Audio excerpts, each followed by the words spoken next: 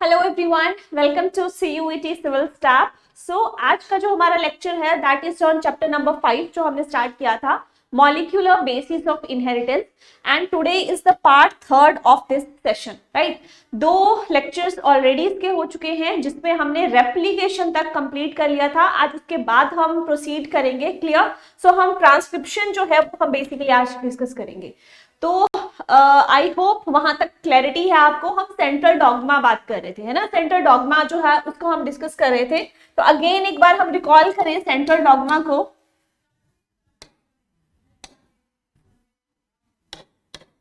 ठीक है, central dogma में हमने पढ़ा क्या था? हमने बात की थी कि डीएनए है, डीएनए से पहले क्या बनेगा? डीएनए ही बनेगा, खुद को क्या करेगा? वो रेप्लिकेट करेगा। फर्स्ट प्रोसेस जो थी उसको हमने नाम दे दिया था, दैट वाज रेप्लिकेशन। ठीक है, उसके बाद हमने बात की थी कि आगे डीएनए से यहाँ पे क्या बनेगा? आरएनए बनेगा। स्पेसिफिकली कौन सा RNA? That is the mRNA, clear. पर उसको हमने नाम दे दिया था प्रोसेस को ट्रांसक्रिप्शन। उसको हम क्या बोल रहे थे? That was transcription. नाउ उसके बाद आरएनए से यहां से क्या बनेंगी? प्रोटीन्स बनेंगे। और प्रोटीन्स बनने की प्रोसेस को हम क्या बोलते हैं? That is translation. ठीक है, तो ये मेजर 3 प्रोसेसेस जो है ये हम सेंट्रल डॉग्मा में पढ़ते हैं, that is replication, transcription and translation. अब हम अगर बात करें, रेप्लिकेशन तक हमने कंप्लीट कर लिया था। डीएनए रेप्लिकेशन हमने लास्ट लेक्चर में देख लिया था, कैसे डीएनए जो है अपना एक स्ट्रैंड खुद को रेप्लिकेट करता है। और जो ये रेप्लिकेशन थी कैसी थी? That was semi conservative. ठीक है, सेमी कंजर्वेटिव मतलब जो डीएनए है उसका एक ही स्ट्रैंड जो है आपका, अगर मैं बात करूं ये पेरेंटल स्ट्रैंड है, तो जब ये रेप्लिकेट करेगा तो कुछ ऐसे तरीके से रेप्लिकेट करेगा, मतलब एक ही आपको पेरेंटल मिलेगा और एक जो था वो आपको न्यू स्ट्रैंड जो है वो आपको देखने को मिलता है। सो ये सेमी कंजर्वेटिव है, पेरेंटल का 50% ही आपका नेक्स्ट जनरेशन में एंटर करता है। सो ये ऑलरेडी हम डिस्कस कर चुके हैं, दैट इज द ओवरव्यू कि हमने अभी तक क्या किया है। आज हम ये ट्रांसक्रिप्शन जो है इसको हम डिस्कस करेंगे। नाउ ट्रांसक्रिप्शन में अब देखो यहाँ पे क्या होगा, यहाँ पे ट्रांसक्रिप्शन पे इस डीएनए से क्या बनेगा? हम आरएनए बनाएंगे, स्पेसिफिकली कौन सा? एमआरएनए बनाएंगे। ठीक है, उस एमआरएनए से फिर हम नेक्स्ट लेक्चर में प्रोटीन्स बनाएंगे, clear. So that is the whole scenario कि कैसे हमारे पूरे के पूरे सेशंस रहने वाले हैं। नाउ अगेन अगर मैं बात करूं, यहाँ पे देखो डीएनए का जो फंक्शनल यूनिट है दैट इज जीन्स। ठीक है, डीएनए का फंक्शनल यूनिट कौन है? That is jeans. जीन्स है जो कि फंक्शनल सेगमेंट है डीएनए का, और उन्हीं में वो जेनेटिक इंफॉर्मेशन जो है वो आपकी लोकेटेड होती है, क्लियर। नाउ अब अगर हम बात करें इन जीन्स की, ये जीन्स जो है इनको पता है कि कौन सी प्रोटीन्स बनानी है। अब ये जीन्स क्या करेंगे? वो इंफॉर्मेशन एमआरएनए को देंगे। ठीक है, मतलब यहां से वो एमआरएनए बनेगा उस इंफॉर्मेशन के साथ, उस एमआरएनए से फिर फर्दर प्रोटीन्स बनेगी। कौन सी प्रोटीन्स? जो इंफॉर्मेशन इस जीन्स ने यहाँ पे दी है। तो दैट इज द ओवरव्यू कि कैसे पूरी की पूरी आपकी प्रोसेस जो है होती है सेंट्रल डॉग्मा की, एंड कैसे प्रोटीन्स जो है उनकी फॉर्मेशन रहती है। तो ट्रांसक्रिप्शन की बात करते हैं। ट्रांसक्रिप्शन क्या है? Forming RNA from DNA. ठीक है, डीएनए से आरएनए का बनना, स्पेसिफिकली एमआरएनए का बनना, that process is basically what? That is transcription. ठीक है, यही हम पढ़ने वाले हैं। अब ट्रांसक्रिप्शन में क्या है? डीएनए का एक ही सेगमेंट जो है वो ट्रांसक्राइब्ड होता है। ठीक है, डीएनए का एक ही सेगमेंट, सपोज डीएनए के क्या है, यहाँ पे 2 सेगमेंट्स है ना, डबल स्ट्रैंडेड डीएनए है। अगर मैं इसको लीनियरली लिखूं, लीनियरली बनाऊं तो कुछ ऐसा है, एक आपका यहाँ पे देखो 5 प्राइम टू 3 प्राइम हो जाएगा, और एक 3 प्राइम टू 5 प्राइम। दोनों स्ट्रैंड्स को मैंने क्या कर दिया? अलग कर दिया। ठीक है, कुछ ऐसे स्ट्रैंड्स को मैंने यहाँ पे सीधा करके रख दिया, जो कॉइल्ड थे इनको, कॉइलिंग को मैंने लीनियर रखा तो कुछ ऐसे दिखेंगे। अब होता क्या है, जब भी क्या होगा? ट्रांसक्रिप्शन होगी। ट्रांसक्रिप्शन मतलब ये डीएनए है, क्या बनेगा इससे? इससे आरएनए बनेगा, एमआरएनए बनेगा। ठीक है, तो होगा क्या? अगर मैं बात करूं, एक ही स्ट्रैंड को मैं लेके चलूंगी, वहीं से क्या होगा? आपका ट्रांसक्रिप्शन होगी, वहीं से एक ही स्ट्रैंड से एट अ टाइम। क्यों? क्योंकि सोचो यहां से भी प्रोटीन बन रही है, यहां से भी प्रोटीन बन रही है, तो एक ही डीएनए, डीएनए कितना है? ये एक ही है, लेकिन प्रोटीन्स कितनी बनेंगी? आपको 2 बनेगी। एक डीएनए से दो अलग अलग प्रोटीन्स जो हैं वो आपको देखने को मिलेंगी अगर दोनों स्ट्रैंड्स जो हैं वो आपके साइमल्टेनियसली ट्रांसक्राइब हो रहे हैं। तो होता क्या है ट्रांसक्रिप्शन में ऑलवेज कि एक ही स्ट्रैंड जो है वो ट्रांसक्राइब होगा एट अ मोमेंट, मतलब एक ही स्ट्रैंड में ट्रांसक्रिप्शन होगी, एक में नहीं होगी, एक मोमेंट पे, ठीक है। नेक्स्ट, अगर बोथ स्ट्रैंड जो है ट्रांसक्राइब हुए क्यों नहीं हो सकते, ठीक है, ताकि उसमें से क्या होगा, फिर दो आपके पास डिफरेंट प्रोटीन्स जो है सिंगल डीएनए सेगमेंट से देखने को मिलेंगी, जो कि हमारे लिए फिजिबल नहीं है। दैट इज वाई एक टाइम पे एक ही स्ट्रैंड जो है उसकी ट्रांसक्रिप्शन आपको देखने को मिलती है। चलिए, now very important in transcription you need a transcription unit. जैसे कि आपने क्या करना है, अगर आप सपोज करो आप एक क्रिकेट मैच की हम बात करते हैं, अगर कोई क्रिकेट प्लेयर है वो क्रिकेट मैच खेलने जा रहा है तो उसको क्या चाहिए, क्रिकेट पूरी किट चाहिए, बैट चाहिए, बॉल चाहिए, है ना, जो ग्लव्स होते हैं, पैड्स होते हैं, एवरीथिंग दे नीड। तो वैसे ही पूरी की पूरी प्रोसेस जो है वो परफॉर्म होने जा रही है, किसी भी चीज को आप ले लो, ठीक है। अगर आप कोई भी चीज जो है कोई भी काम करने जा रहे हो तो प्रॉपर टूल्स जो है वो आपके पास रहने चाहिए। तो अब ये भी एक बहुत इंपॉर्टेंट प्रोसेस है, बहुत इंपॉर्टेंट प्रोसेस, मतलब आप एमआरएनए की फॉर्मेशन जो है वो करने जा रहे हो। आप मतलब आपकी बॉडी के अंदर ही हो रहा है, आप नहीं करोगे, राइट, लेकिन आपकी बॉडी के अंदर सेल्स जो है वो आप ये पूरी प्रोसेस परफॉर्म कर रहे हैं। So for that they need a machinery, उनको क्या चाहिए, एक यूनिट चाहिए, एक मशीनरी चाहिए, और वो यूनिट जो है वो किस किस चीज से बनी है वो अभी हम देखते हैं। सो उसको हम बोलते हैं ट्रांसक्रिप्शन यूनिट। और एक ट्रांसक्रिप्शन यूनिट में आपके 3 सेगमेंट्स आते हैं। कौन कौन से 3 सेगमेंट्स? पहले तो आता है भाई आपका प्रमोटर, ठीक है, सेकंड आता है आपका स्ट्रक्चरल जीन, और थर्ड आता है टर्मिनेटर, ठीक है। अब होता क्या है, एक क्रिकेट की ही हम बात कर लेते हैं। स्टार्ट करने के लिए क्या चाहिए वहां पे आपको, अगर हम नॉर्मली मैच की भी बात करें तो अंपायर्स जो बोलते हैं, रेफरीज जो होते हैं ना, तो एक स्टार्टिंग वाला जो है रोल वो डिफरेंट है। उसके बाद जो प्लेयर्स हैं वो अपना पूरा का पूरा परफॉर्म करते हैं, उनका रोल अलग है। एंड में क्या होता है, पूरा का पूरा मैच हो गया, फिर एक प्रेजेंटेशन होती है जो कंक्लूड करता है पूरे के पूरे सेशन को, उसका रोल जो है वो अलग देखने को आता है। तो आप देख सकते हो 3 डिफरेंट रोल्स जो है वो आपको देखने को मिल रहे हैं। एक इनिशियली जिसने स्टार्ट करवाना है, एक मिडल जिसने पूरी की पूरी प्रोसेस करवानी है, और एक एंड पे की पूरी प्रोसेस हो गई भाई, अब इसको क्या करना है, हमें टर्मिनेट करना है, खत्म करना है, राइट। सो वैसे ही यहाँ पे 3 डिफरेंट टाइप्स ऑफ, आप बोल सकते हो प्लेयर्स बोल लीजिए, 3 मेजर कंपोनेंट्स जो हैं वो ट्रांसक्रिप्शन में रहते हैं। पहले आते हैं प्रमोटर। अब नाम देखो, दैट इज प्रमोटर, क्या करेगा, पूरी की पूरी प्रोसेस को प्रमोट करेगा। तो ये क्या करता है, ट्रांसक्रिप्शन की बिगिनिंग को मार्क करता है, मतलब स्टार्ट करता है, ठीक है। और पूरी की पूरी ट्रांसक्रिप्शन में कुछ एंजाइम्स आपकी आती हैं जिन्हें हम बोलते हैं आरएनए पॉलीमरेजेस। तो वो आरएनए पॉलीमरेजेस कहाँ पे आके बाइंड करेंगी, इस प्रमोटर पे। क्यों? क्योंकि यहीं से ही पूरी की पूरी प्रोसेस जो है वो स्टार्ट होनी, ठीक है। Next, structural gene. अब ये स्ट्रक्चरल जीन क्या है, जो कि एक्चुअल में आपका वो जीन जिसके पास इंफॉर्मेशन है। अब इसके पास इंफॉर्मेशन है, यही एमआरएनए बनाएगा, और उस एमआरएनए से फर्दर फिर प्रोटीन्स बनेंगे, ठीक है। तो यहाँ पे जितनी भी इंफॉर्मेशन है किसके पास है, इस स्ट्रक्चरल जीन के पास जो है वो प्रेजेंट है। Next, terminator. अब पूरी प्रोसेस जब हो जाएगी उसके बाद उसको हॉल्ट करने का, स्टॉप करने का काम कौन करेगा, ये टर्मिनेटर करेगा। तो ये कुछ इस सीक्वेंस में प्रेजेंट होते हैं। सबसे पहले आपको प्रमोटर मिलेगा, प्रमोटर के बाद आपको स्ट्रक्चरल जीन मिलेगा, उसके बाद आपको टर्मिनेटर बनेगा। तीनों मिलके क्या बना रहे हैं, ये ट्रांसक्रिप्शन यूनिट जो है उसकी फॉर्मेशन कर रहे हैं, ठीक है। साथ ही साथ एक और चीज आप यहाँ पे देख सकते हो, 2 स्टैंड आपके पास है। एक आपके पास ये टेम्पलेट स्टैंड है, this is the template stand.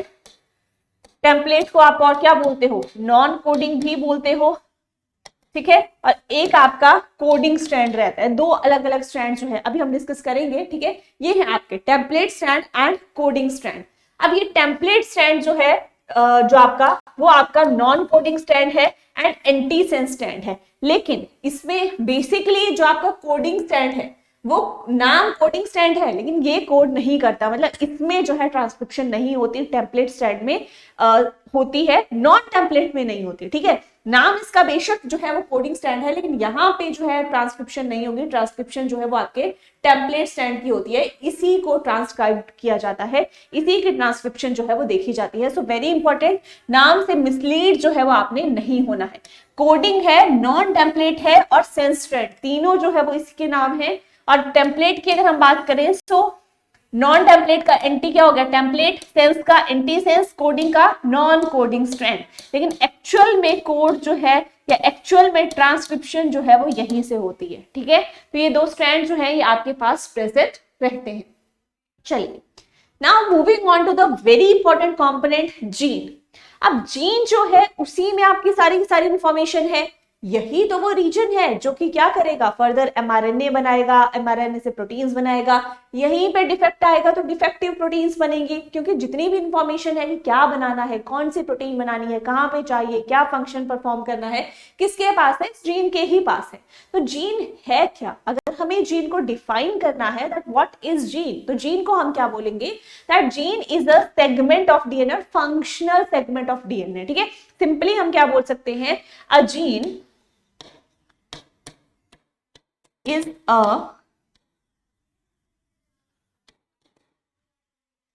functional segment of DNA। मतलब पूरा के पूरा डीएनए आपका फंक्शनल नहीं होता, एक कंपोनेंट जो है एक सेगमेंट फंक्शनल होगा, जो कि क्या करेगा, जो कि यहाँ पे देखो ये क्रोमोसोम है, ये पैक्ड फॉर्म है ना, पूरा का पूरा डीएनए आपका इस क्रोमोसोम में पैक्ड है। अब अगर आप इसको थोड़ा सा ओपन करोगे कि कैसे चीजें रहती हैं, तो यहाँ पे देखो ये आपका डीएनए है। अब डीएनए पूरा ये डीएनए है आपका जो कि पैक्ड है किसमें, क्रोमोसोम में। हमने देखा था ना डीएनए पैकेजिंग का एक ओवरव्यू मैंने आपको दिया था कि कैसे न्यूक्लियोसोम्स की फॉर्मेशन होती है, डीएनए जो है वो हिस्टोन प्रोटीन्स के अराउंड ऐसे रैप करते हैं, उसके बाद वो बिल्कुल पैक्ड हो जाते हैं, है ना, क्रोमेटिन फाइबर्स बनते हैं, वो भी कंडेंस होके क्या बन जाते हैं, क्रोमोसोम्स बन जाते हैं। तो क्रोमोसोम्स में अगर एक ओवरव्यू में आपको दो, एक आउटलाइन, आपका डीएनए जो है वो पैक्ड है किस चीज में, क्रोमोसोम्स में। ठीक है, इतना समझ लो। नाउ ये क्रोमोसोम्स को अगर हमने देखना उसमें डीएनए पैक्ड है, ठीक है, डीएनए को ओपन किया, ओपन करते ऐसा कुछ डीएनए आपका दिखता है, लेकिन आपका पूरा के पूरा डीएनए जो है वो फंक्शनल नहीं होता, कुछ सेगमेंट जो है वो उसका फंक्शनल होगा, जिसको हम क्या बोल देंगे, जिसको हम जीन बोल देंगे। जैसे यहां से देखो ये पूरा आपका डीएनए है, अगर मैं सिर्फ इतने से सेगमेंट को ले रही हूं तो ये पूरा आपका डीएनए है, लेकिन इतना सा जो है ये जीन है, मतलब इतना सा ही सेगमेंट फंक्शनल है, इसमें इंफॉर्मेशन नहीं है। अगर आप ये सेगमेंट लेके इसकी ट्रांसक्रिप्शन कर दोगे, कुछ भी नहीं बनेगा, प्रोटीन्स नहीं बनेंगी, क्योंकि इंफॉर्मेशन कहाँ है, इस वाले सेगमेंट में है, जिसको हम जीन बोल रहे हैं। पूरे डीएनए में इंफॉर्मेशन नहीं होती, छोटे से सेगमेंट में होती है, वही सेगमेंट फंक्शनल है, उसी सेगमेंट को हम डीएनए जीन जो है वो हम बोल रहे हैं। ठीक है, नाउ जीन क्या है, DNA sequence that codes for tRNA और आरआरएनए मॉलिक्यूल। मतलब क्या बनाएगा, फर्दर आरएनए बनाएगा या टीआरएनए या एमआरएनए, तीनों आरएनए जो है ये बेसिकली बनाता है। चलो नाउ बात कर लेते हैं सिस्ट्रॉन की।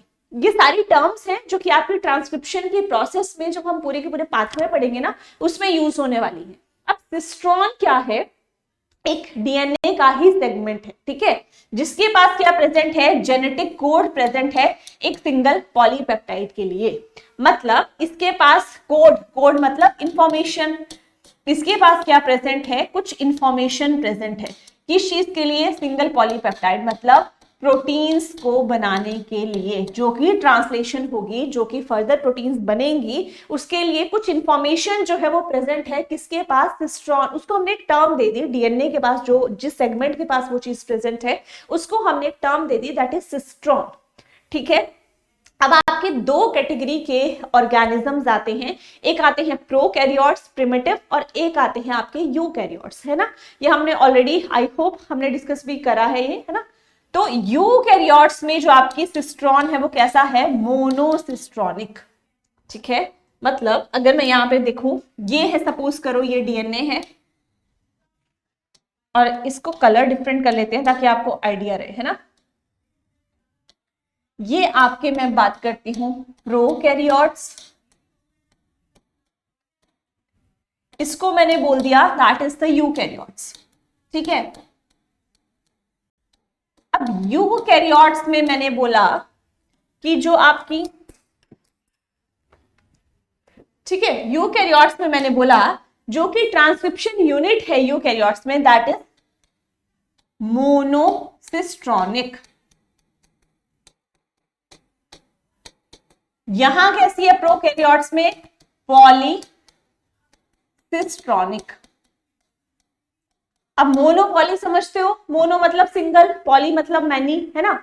मतलब यूकैरियोट्स में अगर मैं बात करूं, यहां पे एक सिंगल यूनिट प्रेजेंट है जिसको मैं सिस्ट्रॉन बोल रही हूं, इसी से आपका क्या बनेगा? एमआरएनए बनेगा, इसी से आपकी जो है वो प्रोटीन्स बनेंगी। ऐसे प्रोसेस है।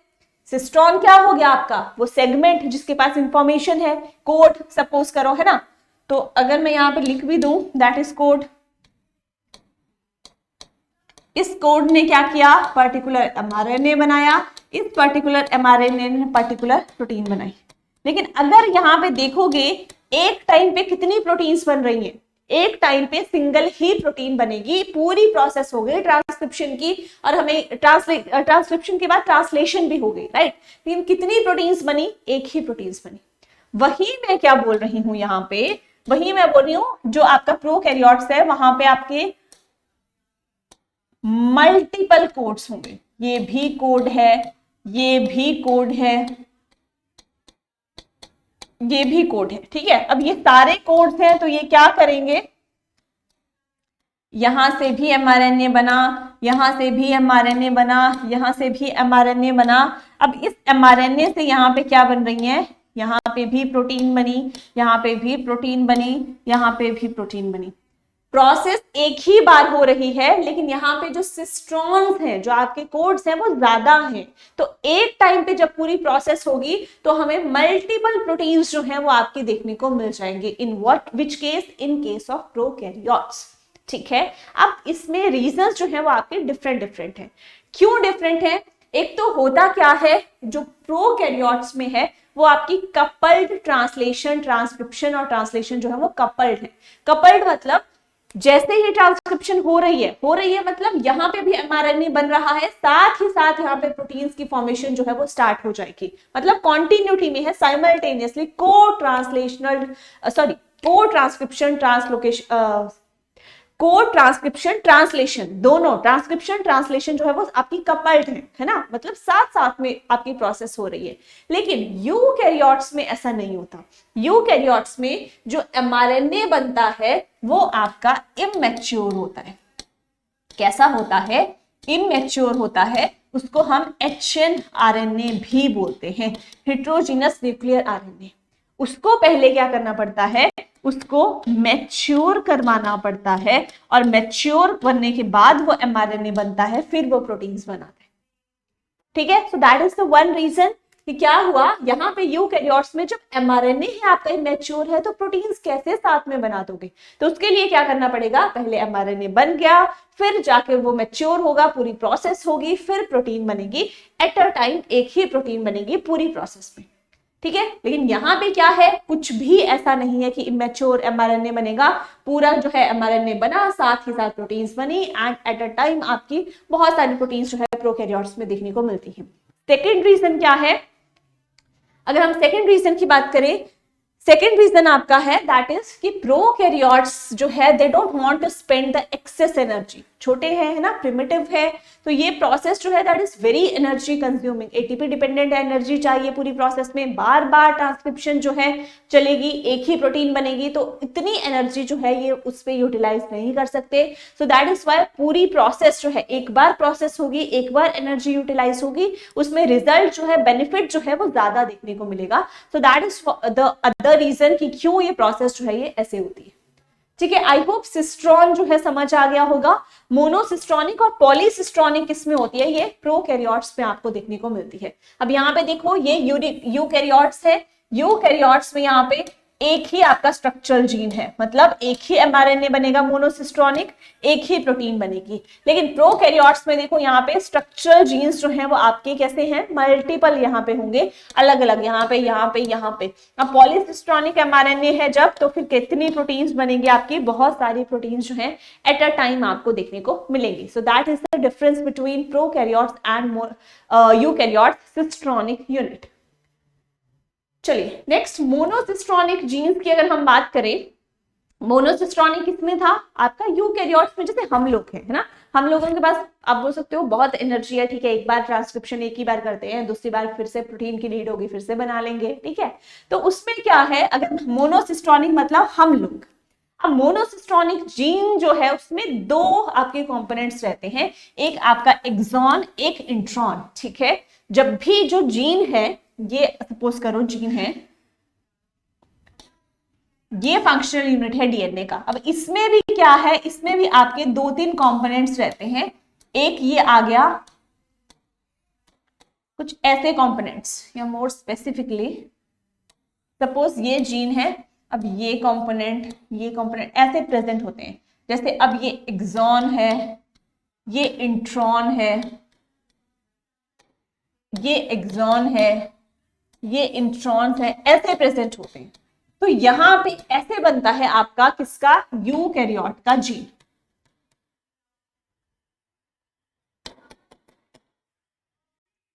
यूकैरियोटिक जीन का एक सेगमेंट है ये, तो कुछ ऐसा ये दिखता है, ठीक है। मतलब यहाँ पे ऑल्टरनेट ऐसे होते हैं, एक्सॉन इंट्रॉन, एक्सॉन इंट्रॉन, ऐसे सीक्वेंसेस जो है वो प्रेजेंट होती है। साथ ही साथ एंड में रेगुलेटरी जीन्स भी प्रेजेंट होते हैं, मतलब यहाँ पे अगर मैं बना दूं तो यहाँ पे आपके रेगुलेटरी जीन्स जो है वो प्रेजेंट होते हैं।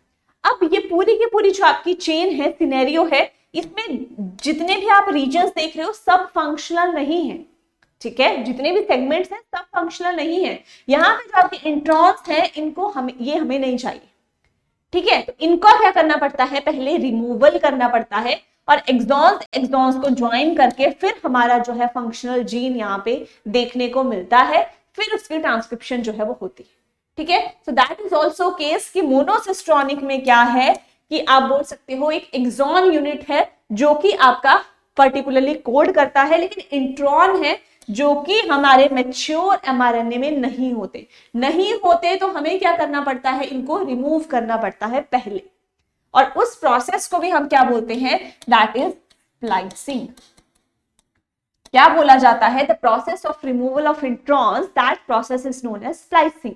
और उसके बाद फिर वो क्या करेगी, एमआरएनए बनाएगा ये यूनिट, और वो हमारा फिर मैच्योर एमआरएनए बनता है। वो भी नहीं होता, उसमें भी कुछ और प्रोसेसेस होती हैं, that will discuss later, right. So यहाँ पे आप देख सकते हो, ये देखो ये है, ये इंट्रॉन्स है, ये एक्सॉन है, ये इंट्रॉन है। इंट्रॉन को रिमूव करके फिर देखो ये व्हाइट वाला रिमूव कर दिया ना, यहाँ पे देखो ये इंट्रॉन है, ये इंट्रॉन है, इनको रिमूव कर दिया, क्या बचा, सिर्फ और सिर्फ एक्सॉन्स ही बचे आपके पास।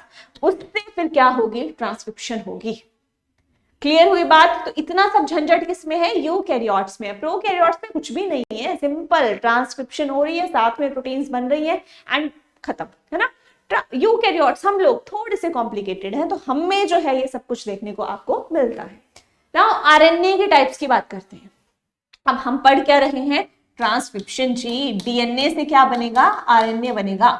तो आरएनए क्या एक ही टाइप का है, नहीं, आरएनए आपके बहुत सारे टाइप्स के हैं, ये 3 मेंशन्ड है, उसके बाद और भी हैं, एचएनआरएनए है, एसआई स्मॉल आपका हेटेरोजेनस आरएनए है, बहुत सारे आरएनए हैं, ठीक है। मेजर 3 टाइप्स हैं, जैसे कि आपका एमआरएनए, जैसे कि आपका टीआरएनए, और जैसे कि आपका आरआरएनए। तो इनका नाम जो है ना, जैसे एमआरएनए किस चीज पे, मैसेंजर एमआरएनए, मैसेंजर से एम ले लिया। उसके बाद tRNA that is transfer RNA, next rRNA ribosomal RNA, ठीक है। तो ये आपके मेजर 3 टाइप ऑफ आरएनए जो है वो देखने को मिलते हैं ना। एमआरएनए की अगर हम बात करें तो एमआरएनए आपका बेसिकली प्रोटीन सिंथेसिस में, ट्रांसलेशन में सबसे मेजर कंपोनेंट जो है वो एमआरएनए का होता है, क्योंकि जीन्स जो है जिनके पास इंफॉर्मेशन है डीएनए, वहां से एमआरएनए की फॉर्मेशन होती है। उसी एमआरएनए के टेम्पलेट से फर्दर क्या होगा, प्रोटीन की सिंथेसिस होगी, ट्रांसलेशन होगी, ठीक है। तो डीएनए क्या होता है, ट्रांसक्राइब होता है, क्या बनाता है, एमआरएनए बनाता है, और वो एमआरएनए फर्दर ट्रांसलेट होके उसकी ट्रांसलेशन होती है और क्या बनाता है, प्रोटीन्स बनाता है, ठीक है। तो that is the central dogma जो कि हमने पढ़ा था। टीआरएनए की बात करें, टी स्टैंड्स फॉर ट्रांसफर, ठीक है। तो ट्रांसफर आरएनए का क्या मेजर रोल है, इसका भी ट्रांसलेशन में रोल आता है। जब हम ट्रांसलेशन पढ़ेंगे हर आरएनए का रोल जो है वो आपको देखने को मिलेगा। नाउ ट्रांसफर आरएनए की अगर हम बात करें तो वो नाम ही क्या है, ट्रांसफर, मतलब मूव करके लेके आएगा किस चीज को, अमाइनो एसिड्स को मूव करके लेके आता है, मतलब ट्रांसपोर्ट करके लेके आता है, ठीक है। एंड साथ ही साथ जो जेनेटिक कोड है क्या है वो अभी हम पढ़ेंगे, जेनेटिक कोड को भी रीड करता है। अब यही वो जेनेटिक कोड है जिसके पास पूरी की पूरी इंफॉर्मेशन जो है वो आपकी प्रेजेंट है कि क्या बनेगा, कौन सा अमाइनो एसिड है, कौन सी प्रोटीन जो है वो बनेगी, जितनी भी इंफॉर्मेशन है किसके पास है, इसी जेनेटिक कोड के पास है। कौन लेके आता है, ट्रांसफर आरएनए, टीआरएनए जो है वो लेके आता है। नेक्स्ट आरआरएनए की बात करें तो यहाँ पे जो work bench in the sense कि जो भी पूरी की पूरी प्रोसेस को करवाने के लिए एक एक्स्ट्रा सपोर्ट चाहिए, साथ ही साथ अब राइबोसोम से प्रोटीन की सिंथेसिस होगी, तो वहां पे कौन सा आरएनए प्रेजेंट होता है, राइबोसोम्स में राइबोसोमल आरएनए, जो कि आपका बेंचमार्क है जहां से पूरी की पूरी प्रोटीन की सिंथेसिस जो है वो आपकी देखने को मिल रही है। क्लियर, चलिए। सो स्ट्रक्चर्स आप देख सकते हो, ये एमआरएनए है ना, और यहाँ पे ये आपके कोडोन्स हैं, मतलब और कोडोन्स इन द सेंस ये आपका जेनेटिक कोड है। तीन आपके जो आपका आप बोल सकते हो कोडोन्स को मिलके एक कोड जो है आपका बनता है, दैट इज अ कोडोन, ठीक है। यहाँ पे ये देखो ऐसे रीड होते हैं ऐसे करके, ठीक है। नेक्स्ट राइबोसोमल आरएनए राइबोसोम्स में प्रेजेंट होता है, यहाँ पे देखो, और प्रोटीन सिंथेसिस में हेल्प करेगा। इसका जो है आपका क्लोवर लीफ लाइक स्ट्रक्चर जो है वो आपका होता है, किसका, टीआरएनए का। 3D में अगर आप देखो यहाँ पे है ना, ये इसके आर्म्स हैं, जैसे एंटीलूप हो गया, डी आर्म हो गया, ये सारे के सारे, और यहाँ पे अमाइनो एसिड जो है वो बाइंड करता है, ठीक है। तो ये स्ट्रक्चर है टीआरएनए का। चलो अब हम बात कर लेते हैं मेजरली प्रोसेस की, कि ट्रांसक्रिप्शन जो है वो आपकी कैसी प्रोसेस है, कितने उसमें स्टेप्स रहते हैं। मेजरली कितने स्टेप्स है, 3 ही स्टेप्स रहते हैं, इनिशिएशन, इलॉन्गेशन, टर्मिनेशन। यही स्टेप्स आपके ट्रांसलेशन में भी देखने को मिलेंगे, सेम है, इनिशिएशन, इलॉन्गेशन, टर्मिनेशन। लेकिन वहां पे देखो अभी आपका क्या है, एक बेसिक आउटलाइन है, +1 +2 में आपके जस्ट एक आउटलाइन है। जब आप हायर क्लासेस में जाते हो ना, बहुत डेप्थ में, बहुत डिटेल में ये प्रोसेस है, उसमें इतना नहीं होता कि कौन सा फैक्टर आया, उसके बाद वहां पे बहुत डिटेल में है। हमें उतना डिटेल में नहीं जाना, हमें नॉर्मल चीजें पढ़नी है कि क्या क्या है, मेजर डिफरेंस जो आपके एग्जाम पॉइंट ऑफ व्यू से बोर्ड्स प्लस सीयूटी के लिए आपके इंपॉर्टेंट है, उतना हमें करना है, ठीक है। तो ट्रांसक्रिप्शन जो है उसके 3 स्टेप्स हैं, 3 फेजेस हैं, कौन कौन से, that is initiation, elongation and termination, ठीक है जी।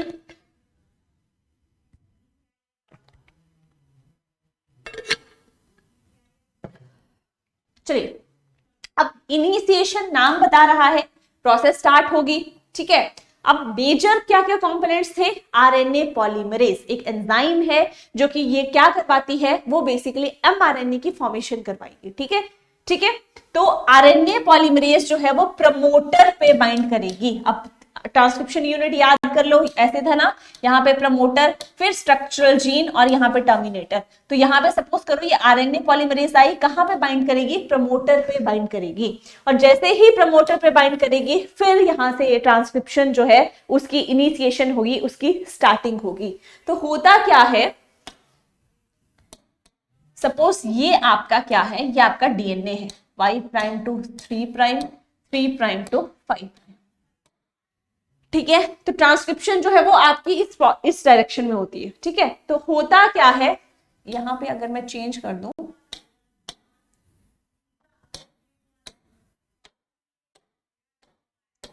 अब सपोज करो यहां पे क्या है, ये आपका डीएनए है, ठीक है। अब डीएनए पे हमने क्या पढ़ा था, सपोज यहां पे आपका प्रमोटर है, ठीक है, बीच में ये जो है ये स्ट्रक्चरल जीन है, और यहां पे फिर आपका टर्मिनेटर है, ठीक है। ये ऐसे कुछ आपके ट्रांसक्रिप्शन यूनिट जो है ये आपकी यहाँ पे प्रेजेंट है। अब होगा क्या, अब यहाँ पे ये DNA polymerase, sorry RNA polymerase, क्या आई यहाँ पे, आरएनए पॉलीमरेज आई। लेकिन आरएनए पॉलीमरेज किसको ढूंढेगी, प्रमोटर को ढूंढेगी, लेकिन उसको प्रमोटर मिलता नहीं है, ठीक है। तो उसकी हेल्प करने के लिए यहाँ पे कौन आता है, एक फैक्टर आता है। कौन सा फैक्टर आता है, दैट इज सिग्मा 70 फैक्टर। कौन सा फैक्टर आता है, सिग्मा 70 फैक्टर।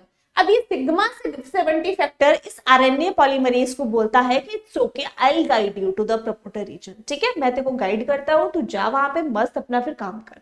तो ये आरएनए पॉलीमरेज जो है तब तक इस प्रमोटर को नहीं ढूंढ सकती जब तक यहाँ पे एक फैक्टर इसके साथ ज्वाइन नहीं करता, जो कि गूगल मैप की तरह काम करता है, जो किसको रास्ता दिखाता है। That is what, that is sigma 70। Very very very important. Now sigma 70 इसको लेके आता है कहां पे, इस प्रमोटर रीजन पे। अब जैसे ही ये सिग्मा 70 इसको प्रमोटर रीजन पे लेके आएगा तो आरएनए पॉलीमरेज जो है फिर यहाँ पे प्रमोटर रीजन पे बाइंड कर जाएगी और ये सिग्मा 70 जो है ये रिलीज हो जाएगा, क्योंकि इसका काम कंप्लीट हो गया। इसका काम ही इतना था कि इसको गाइड करके यहाँ पे लेके आना। क्लियर? नाउ आरएनए पॉलीमरेज फिर स्टार्ट करेगी ट्रांसक्रिप्शन करना एंड यहां से फिर पूरा के पूरा आपका स्ट्रक्चरल जीन जो है वो आपका ट्रांसक्राइब्ड होगा।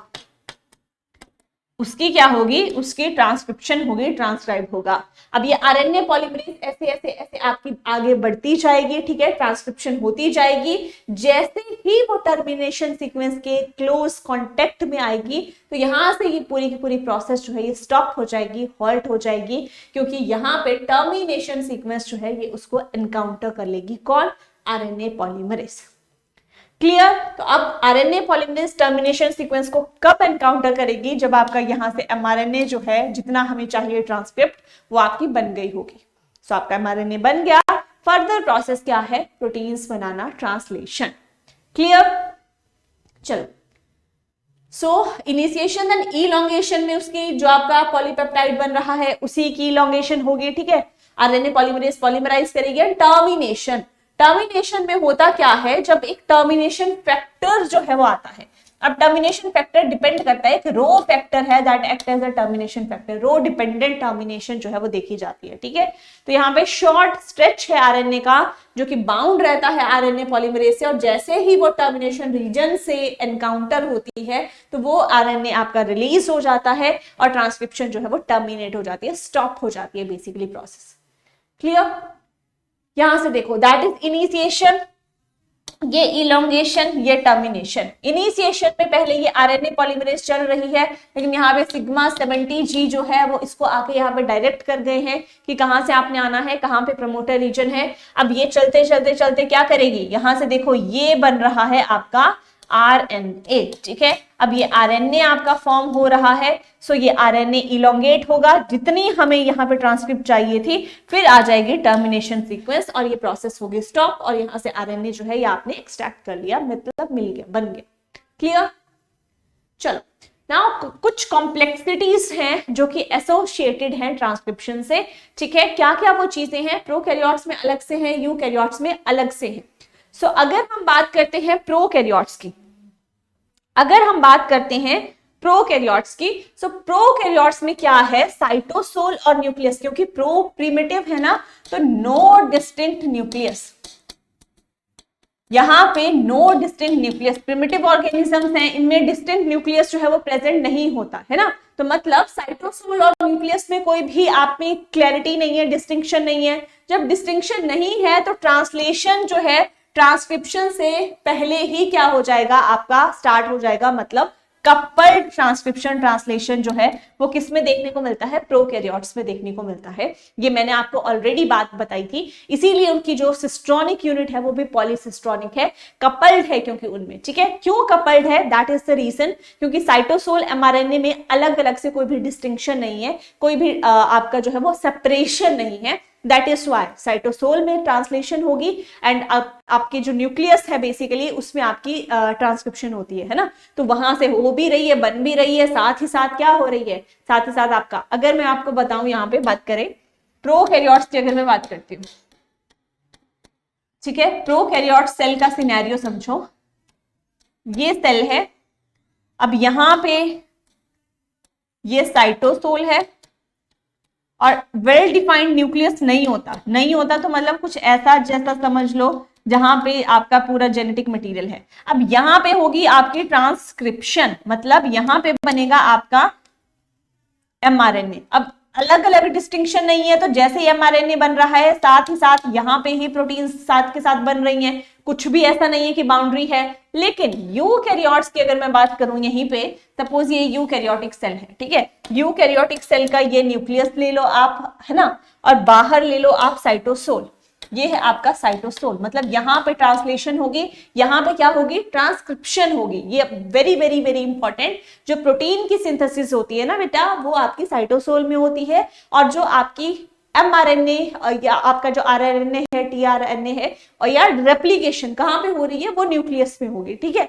अब सोचो यहाँ पे न्यूक्लियस है, यहाँ पे आपका क्या बन रहा है, ये न्यूक्लियस है और वेल डिफाइंड न्यूक्लियस है, ठीक है। अब यहां पे बन गया आपका mRNA, ये बन गया mRNA कहां पे, न्यूक्लियस पे। प्रोटीन्स कहां पे बनी है, साइटोसोल में। अब यहाँ पे यूकैरियोट्स की मैं बात कर रही हूँ, ये ठीक है, यूकैरियोट्स में अलग अलग से बाउंड्री है, मतलब न्यूक्लियस वेल डिफाइंड बाउंड्री में है, तो इस mRNA को ट्रांसपोर्ट करना पड़ता है पहले। यहाँ पे तो है नहीं कि खुद से आ गया, कोई वेल डिफाइंड नहीं है कि साथ के साथ हो गई, यहाँ पे ऐसा नहीं है। यहाँ पे पहले ये mRNA क्या होगा, ट्रांसपोर्ट होगा टू द साइटोसोल, क्या होगी इसकी, ट्रांसपोर्टेशन होगी। जैसे ही साइटोसोल में पहुंचेगा फिर यहाँ पे ट्रांसलेशन होगी। तो दैट इज वाई ये भी रीजन है कि क्यों यूकैरियोट्स में मोनोसिस्टोनिक यूनिट प्रेजेंट है, मतलब एक बार में एक ही प्रोटीन बनेगी, ठीक है जी। चलो, सो कपल ट्रांसलेशन एंड ट्रांसक्रिप्शन कैसी दिखती है, यहाँ पे देखो डीएनए जो है, यहाँ पे ये पूरी की पूरी यहाँ पे पॉलीपेप्टाइड की सिंथेसिस हो रही है, ये आरएनए पॉलीमरेज जो है ये यहाँ पे बना रहे हैं, और ये आपका एमआरएनए जो है ये बन रहा है। एमआरएनए बनने के साथ ही साथ यहाँ पे आ गई आपकी राइबोसोम्स, और वो प्रोटीन्स जो है वो भी साथ के साथ बना रहे हैं, यहाँ पे देखिए, ठीक है। सो ये क्या है, कपल्ड पूरी की पूरी प्रोसेस है, ट्रांसक्रिप्शन एंड ट्रांसलेशन साथ साथ में हो रही है, क्लियर। वही यूकैरियोट्स की बात करें तो यूकैरियोट्स में सिर्फ और सिर्फ एक ही आरएनए पॉलीमरेज नहीं होती, एक तो सिर्फ और सिर्फ प्रोकैरियोट्स में है कि सिंपली कर दिया। यूकैरियोट्स में आपकी 3 major types of RNA polymerase आती हैं, 1, 2 एंड 3। अब क्यों, क्योंकि 3 टाइप ऑफ आरएनए बनेंगे। 1 क्या बनाती है, आरआरएनए, राइबोसोमल आरएनए। पॉलीमरेज 2 क्या बनाती है, एचएनआरएनए, दैट इज हेटेरोन्यूक्लियर आरएनए, जो कि मैच्योर होके एमआरएनए बनता है। एंड 3 क्या बनाती है, दैट इज टीआरएनए, एसएनआरएनए एंड एसआरआरएनए, ठीक है। सो यूकैरियोट्स में 3 मेजर टाइप्स ऑफ ये पॉलीमरेजेस जो हैं ये आपकी देखने को मिलती है। नाउ अब आपका मैंने बोला कि आपका एचएनआरएनए बनता है, जो कि मैच्योर होके फिर एमआरएनए बनता है। तो वो मैच्योर कैसे होता है, क्या उसमें चीजें प्रेजेंट होती हैं। एक तो उसमें इंट्रॉन्स एंड एक्सॉन्स होते हैं, जो कि हमने बात करी, जहां पे इंट्रॉन्स हमें नहीं चाहिए उनको हम रिमूव करेंगे, ठीक है, सिर्फ एक्सॉन्स चाहिए। तो उस प्रोसेस को हम क्या बोलते हैं, दैट इज स्प्लाइसिंग। तो रिमूवल ऑफ इंट्रॉन्स है ना एंड एक्सॉन्स को फिर ज्वाइन किया जाता है, that by a process, that process is known as splicing. Very very very important. Second क्या ऑल्ट्रेशन होती है या मॉडिफिकेशन होती है, दैट इज कैपिंग। कैपिंग मतलब अब आपका जो एमआरएनए बनेगा वो कुछ ऐसा बनेगा, उसमें भी 5 प्राइम टू 3 प्राइम ऐसा ही एंडिंग होगी, है ना। तो उसमें होता क्या है, जो 5 प्राइम एंड है उसमें एक कैप जो है उसकी एडिशन होती है, किसकी, methyl guanosine. Methyl guanosine cap जो है वो एडिशन होती है, क्यों ऐड होती है, अदरवाइज उसको क्या कर दिया जाता है, वो आरएनए, अब एमआरएनए है, आरएनए है, जैसे ही फॉर्मेशन होगी तो सेल में कुछ ऐसी एंजाइम्स जो है वो ऐसे उसको ढूंढ रही होती है। कौन सी एंजाइम्स, आरएनएज होती हैं, जो कि आरएनए को डिग्रेड कर देती हैं। तो जैसे ही इसको ओपन दिखेगा 5 प्राइम एंड, फटाफट से अटैक करेगी आरएनएज और उसको डिग्रेड कर देगी। लेकिन अब हमें तो चाहिए, हमें तो इससे प्रोटीन बनानी है, हमें तो कवर सेव करके रखना पड़ेगा, तो इसके लिए हम क्या कर देते हैं, उसको कैप जो है उसको पहना देते हैं। कौन से एंड पे, 5 प्राइम एंड पे। किस चीज की कैप, मिथाइल ग्वानोसिन की कैप जो है, ट्राइफॉस्फेट, मिथाइल ग्वानोसिन ट्राइफॉस्फेट की कैप जो है उसकी एडिशन कर देते हैं, which end 5 prime end, right. Next tailing. Tailing जो है वो भी हम करते हैं कौन से एंड पे, 3 प्राइम एंड पे। यहाँ पे हम एडिनाइलेशन करते हैं, ए जो है वो टेल यहाँ पे ऐड करते हैं, ठीक है। अब जैसे ही इसकी प्रोसेसिंग हो गई, अभी एचएनआरएनए क्या बन गया, आपका एमआरएनए बन गया, that is the mature mRNA and it's further ready to make proteins, ready for translation, clear. So that is the whole scenario, कैसे जो है पूरी की पूरी आपकी। यहाँ पे देखो, यहाँ पे पहले क्या हुआ, इंट्रॉन्स की रिमूवल हुई, उसके बाद एक्सॉन्स को ज्वाइन किया गया, यहाँ पे देखिए एक्सॉन्स ही बचे, स्प्लाइसिंग हुई, उसके बाद ये पॉली ए टेल हुई, एडिनाइलेशन, और यहाँ पे कैपिंग हुई, ठीक है। So that is the whole scenario कि कैसे HNRNA को mRNA में कन्वर्ट किया जाता है। Okay, so we are done with this lecture. अब हम नेक्स्ट क्लास में मिलेंगे विद ट्रांसलेशन। उससे पहले हम जेनेटिक कोड समझेंगे, उसके बाद फिर हम ट्रांसलेशन जो है वो पढ़ेंगे कि क्या प्रोटीन सिंथेसिस है, कैसे होती है, all steps, right? So that is all about today's session. I hope you like the lecture. अच्छा लगा हो definitely like कीजिए, do comment also your feedback and मिलते हैं next class में. Till then, bye bye and take care.